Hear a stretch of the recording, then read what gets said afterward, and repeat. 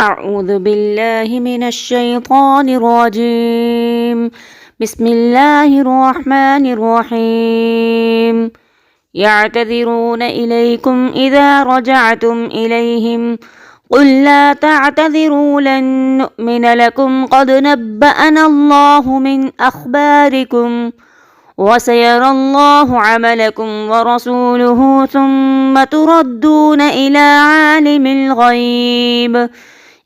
عالم الغيب والشهادة فينبئكم بما كنتم تعملون۔ 11ویں پارے میں سورۃ توبہ کے آخری 5 رکوع یعنی رکوع نمبر 12 تا 16 اور سورۃ یونس مکمل شامل ہے۔ سورۃ یونس 11 رکوعوں پر مشتمل ہے۔ رکوع نمبر 12 اللہ کی راہ میں نہ نکلنے والوں کا انجام۔ سورۃ توبہ کے 12ویں رکوع میں ان لوگوں کا ذکر ہے جو غزوہ تبوک میں شریک نہیں ہوئے تھے۔ ان میں سے کچھ منافق تھے جنہوں نے جھوٹے بہانے بنائے۔ آگاہ کیا گیا کہ ان قریب انہیں جھوٹ بولنے کی بدترین سزا دی جائے گی، البتہ ان لوگوں پر کوئی ملامت نہیں جو بیماری، معذوری یا اسباب نہ ہونے کی وجہ سے شریک نہ ہو سکے۔ مزید فرمایا کہ بعض ایسے بدبخت ہیں جنہوں نے جھوٹا بہانہ کرنے کی بھی زحمت نہیں اٹھائی۔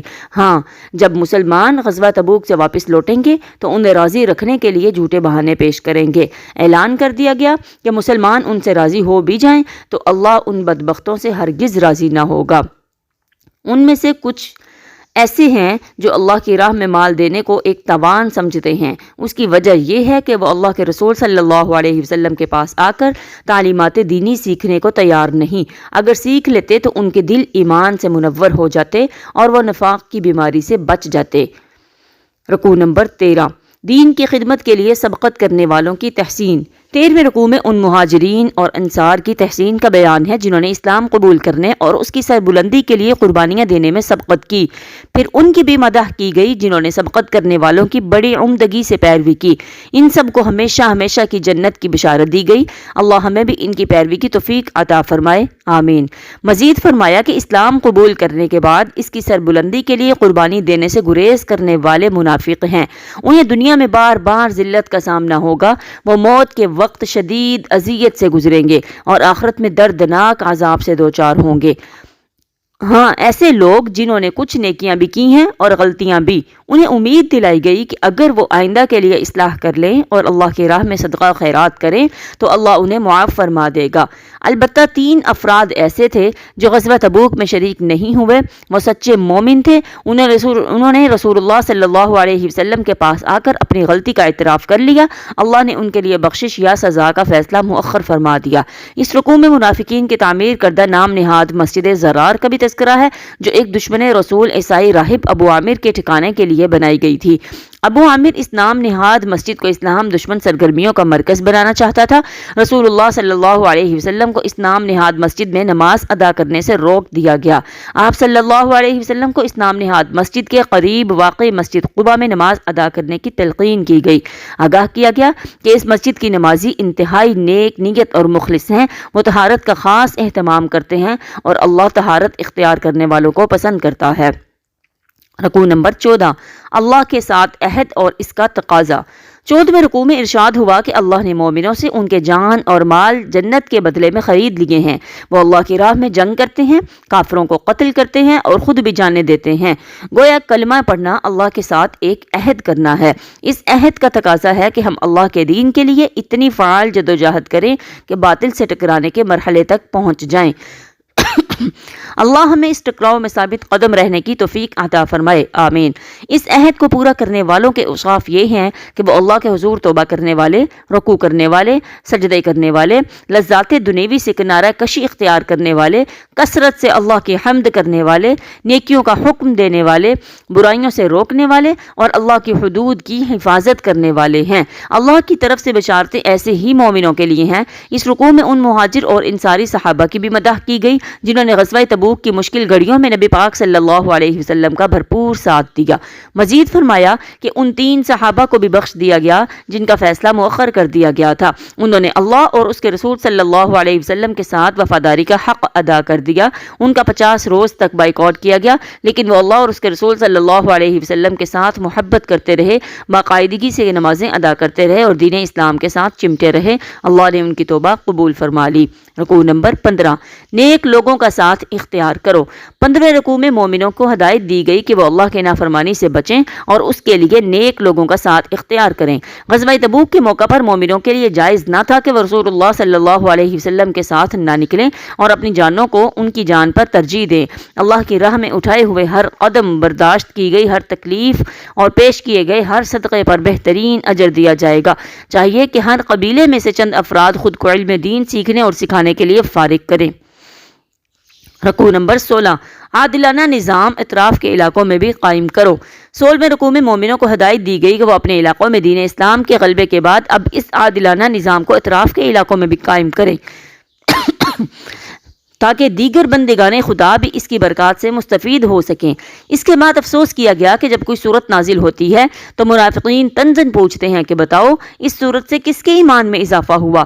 فرمایا کہ جو سچے مومن ہیں ان کے ایمان میں اضافہ ہو رہا ہے، البتہ جن کے دلوں میں دنیا کی محبت ہے ان کی خباثت میں مزید اضافہ ہو رہا ہے۔ آخری آیات میں مسلمانوں کو آگاہ کیا گیا کہ رسول اللہ صلی اللہ علیہ وسلم تم سے انتہائی محبت کرنے والے اور تمہارے لیے ہر خیر کے طلبگار ہیں، البتہ اگر تم نے ان رسول اللہ صلی اللہ علیہ وسلم کی دعوت پر لبیک نہ کہی تو جان لو کہ ان کا بھروسہ اس اللہ پر ہے جو بڑے عظیم عرش کا مالک ہے۔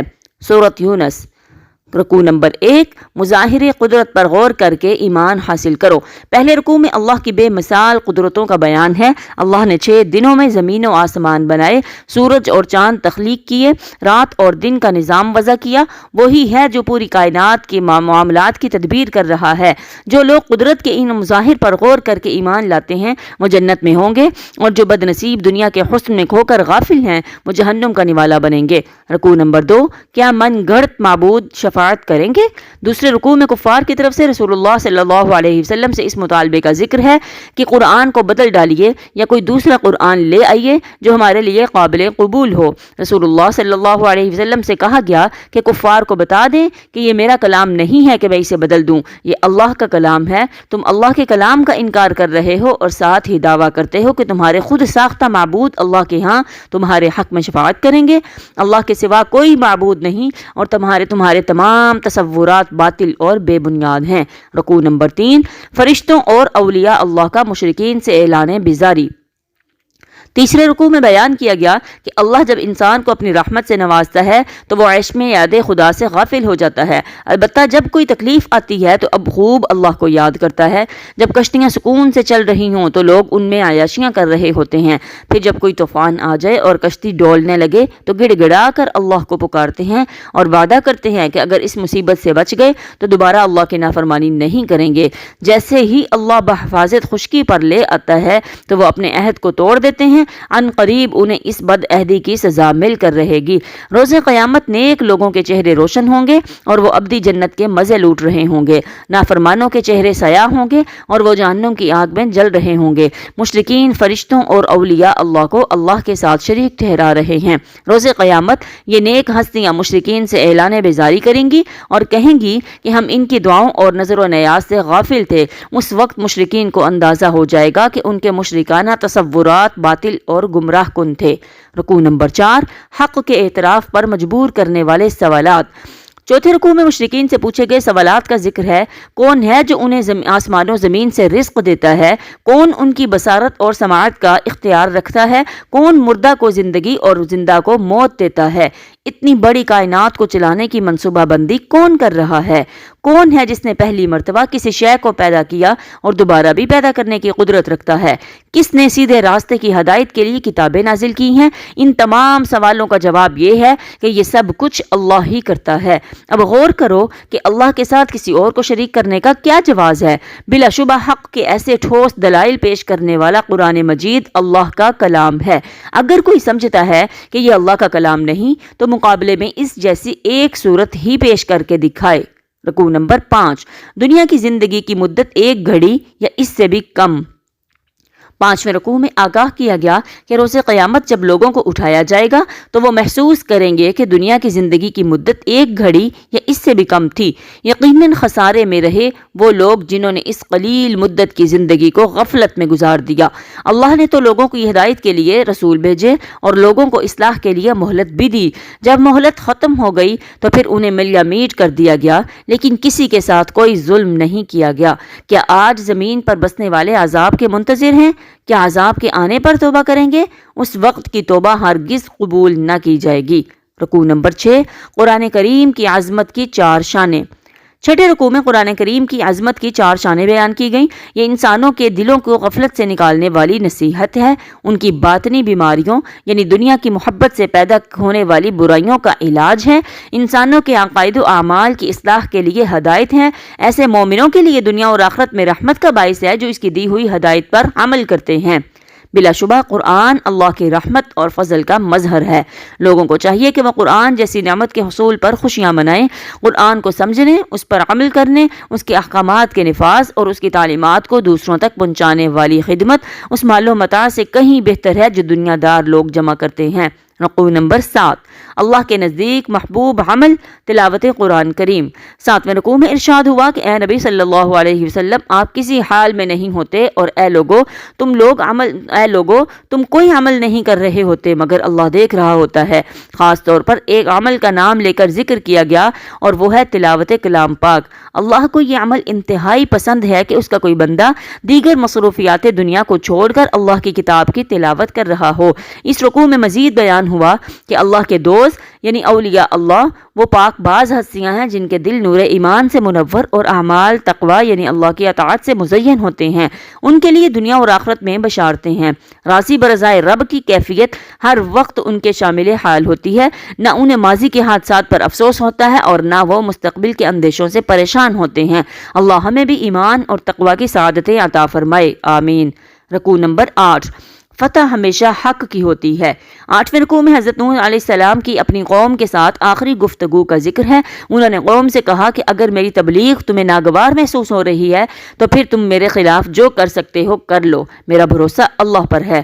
غور تو کرو، میری تبلیغ بڑی بے غرضی کے ساتھ ہے، میں نے تم سے اس پر کوئی اجر نہیں مانگا۔ بدقسمت قوم کی اکثریت نے ان کی دعوت حق کو جھٹلایا اور آخرکار ہلاکت سے دوچار ہوئی۔ دعوت حق قبول کرنے والے عذاب سے محفوظ رہے اور زمین کے وارث بنا دیے گئے۔ اسی طرح حضرت موسیٰ علیہ السلام اور حضرت ہارون علیہ السلام نے فرعون اور اس کی قوم کو دعوت حق دی، معجزات کے ذریعے حق کا ثبوت دیا۔ انہوں نے دعوت حق کا مذاق اڑایا اور معجزات کو جادو قرار دیا۔ معجزات کے مقابلے کے لیے ماہر جادوگروں کو بلایا، جادوگر مقابلے میں شکست سے دوچار ہوئے۔ اللہ نے حق کا حق ہونا اور باطل کا باطل ہونا ثابت کر دیا۔ رکوع نمبر 9، بنی اسرائیل کا اول قبلہ خانہ کعبہ تھا۔ 9ویں رکوع میں بیان کیا گیا کہ بنی اسرائیل کے محض چند نوجوان حضرت موسیٰ علیہ السلام پر ایمان لائے۔ اس کی وجہ یہ تھی کہ ان کے سردار فرعون کے ایجنٹ بن کر اپنی ہی قوم کے مومنوں پر ظلم و ستم کر رہے تھے۔ حضرت موسیٰ علیہ السلام نے قوم کو صبر اور اللہ پر توکل کرنے کی تلقین کی۔ قوم نے کہا کہ ہاں، ہم اللہ پر توکل کرتے ہیں، اے اللہ تو ہمیں ظالموں کے شر سے محفوظ فرما اور ہمیں ان کے لیے ذریعہ آزمائش نہ بنا۔ اللہ نے حضرت موسیٰ علیہ السلام کو حکم دیا کہ کچھ گھروں کو قبلہ رخ بنا کر مسجد کی صورت دو اور وہاں نماز قائم کر کے اللہ سے مدد کی التجا کرو۔ اس وقت ہیکل سلیمانی تو بنا ہی نہ تھا، لہٰذا قبلہ سے مراد خانہ کعبہ ہے۔ گویا بنی اسرائیل کا بھی اول قبلہ خانہ کعبہ ہی تھا۔ حضرت موسیٰ علیہ السلام نے اللہ سے فریاد کی کہ آل فرعون کے پاس مال، اسباب اور قوت کی فراوانی ہے جس کے ذریعے وہ لوگوں کو اللہ کی راہ سے روک رہے ہیں۔ اے اللہ ان کے مال و اسباب کو تباہ کر دے، انہیں ایمان لانے سے محروم کر دے۔ اللہ نے یہ فریاد سن لی اور فرعون کو اس کے لشکر سمیت غرق کر دیا۔ غرق ہوتے ہی فرعون نے کہا میں ایمان لاتا ہوں بنی اسرائیل کے معبود پر۔